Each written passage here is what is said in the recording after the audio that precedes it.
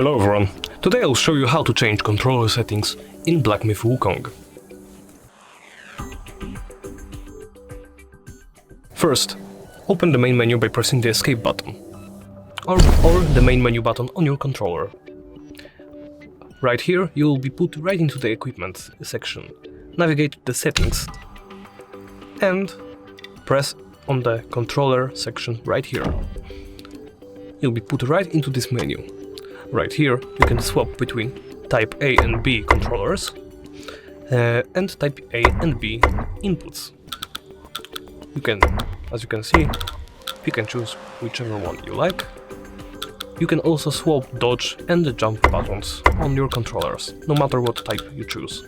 Of course, as the last thing you can customize, you can lower or increase your vibration intensity.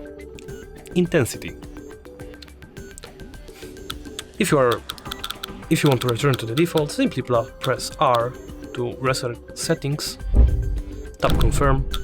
But if you want to change to something you much more prefer, for example this, simply tap return, confirm, or return, and that's it. Thank you for watching, and please remember to comment, like and subscribe.